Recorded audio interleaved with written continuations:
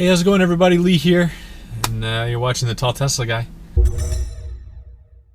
So, what I wanted to do today was really take advantage of what we got. We got some weather that came in last night, yesterday, into today. We got our first snowstorm of the year. So, with the snowstorm, we didn't get a ton of snow. We got about an inch or two, maybe.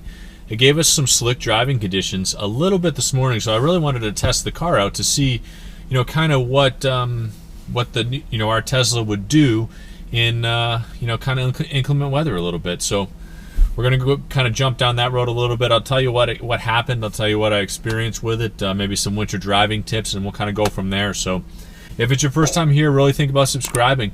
We put down videos at least once a week, talk about everything from tech to DIY, some lifestyle stuff, and certainly Tesla.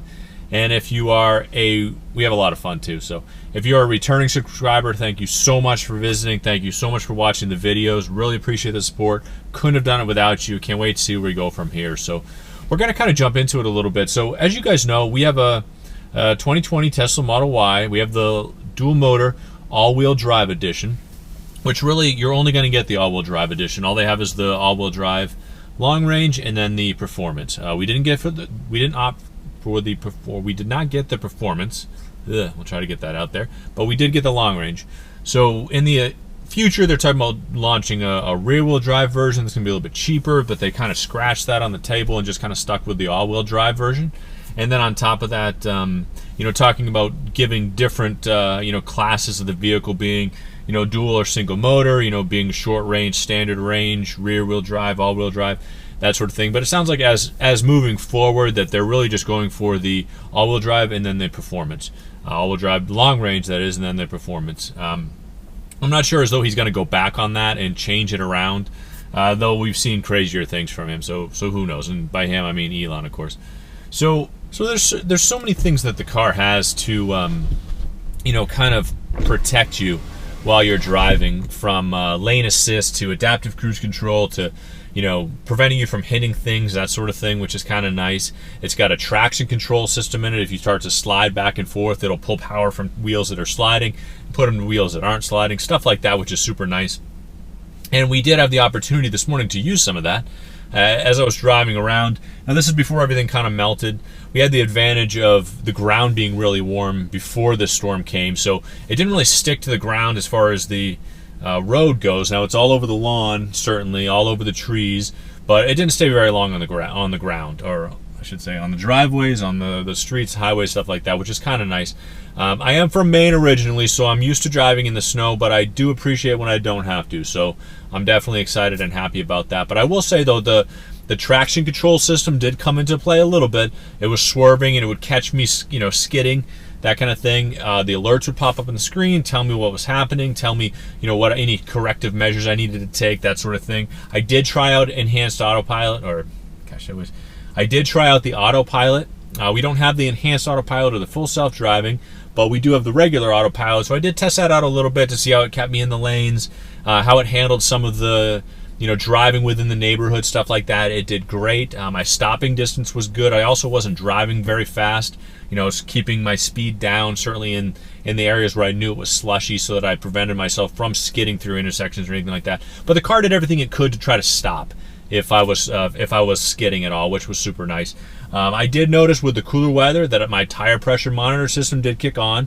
It came on to tell me that one of my tires was low. Not sure why. I did examine the tire to see if there was any sort of nail in it or screw or anything like that, and there was nothing, which was fantastic, because I know these tires are not cheap. But I have an air compressor. I'm going to throw some air in there, probably tonight or tomorrow, and then see what it does, make sure it doesn't drop again, make sure I don't have a slow leak or something like that. But we've had it for over 2 months, and this is the first time I've seen this happen. I'm guessing it's because the temperatures dropped from 50 down to 30 kind of overnight. So but we'll see. I mean, I'll definitely keep an eye on that as well.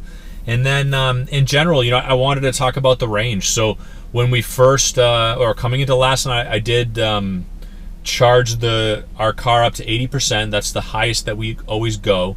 We never go higher than 80%, at least not on our day-to-day commutes or anything like that. So I don't have to worry about state of charge being too high or anything like that. And then, coming into the day, I did get I warmed it up for about 45 minutes before getting in because it was really cold. It was in the 20s this morning, and I wanted to make sure I had a toasty warm car to start off our day. I did get the regen brake warning when telling me my battery was cold, essentially, but it went away fast. And in fact, it didn't seem to impact my braking at all. I was really doing the one pedal braking, even with that warning, and everything seemed fine. It didn't seem to impact how it's going, especially since I was driving a little bit slower with the conditions, how they were. But that went away quick as I was driving around. Now, it was cold outside, so we had the heat on. I keep it about 72-ish. We had the seat heaters on in the very beginning, maybe one or two, but they get toasty warm super quick, so we turned those off fast. And then the rest of the day, I mean, we drove probably 60 miles, but I will say that I noticed we lost about 60 to 80 miles of range just in that amount of time. So it was about 10 or 15% more than what an actual mile to mile comparison would have been if you had like an ICE vehicle or something like that. So, and that was just from warming the car up. Now, like I said, 45 minutes is a little extreme. Typically I wouldn't do that. I wouldn't have done that with my ICE vehicle. Maybe 20 minutes, half hour at the most, being that it's outside. So I did go a little bit extreme on that part of it. And then on top of that, we had the heat going a little bit higher than normal just because it was really cold outside. So, all of that sort of stuff kind of came into play. So our actual range, I mean, we're sitting at about 140 now. Now I have, or 150, I should say. Now I have warmed the car up twice since then, really kind of almost 3 times. And this last time I ran it a little bit higher than normal. I ran the defroster, which actually puts it on high. So I'm using a little bit more power than I normally would, just kind of letting it kind of slowly warm up. So, keeping that into consideration, we're about 15 to 20%. Now, typically you're about 10% under as a general rule of thumb for range. So 15 to 20%, but it's really cold outside, and you're kind of taking steps to warm yourself up in the car. So I would say that's about average, and that's kind of what I'm going to use as sort of a benchmark moving forward. Now, I am going to charge the car tonight back up to 80%, and then I'm going to take it out again tomorrow and see what I get for range, kind of drop usage, that sort of thing. So, I mean, the car has everything it can does everything it can to keep you safe, to keep you in your lane, to keep you from skidding, all that kind of stuff. The features are great. Everything worked as planned.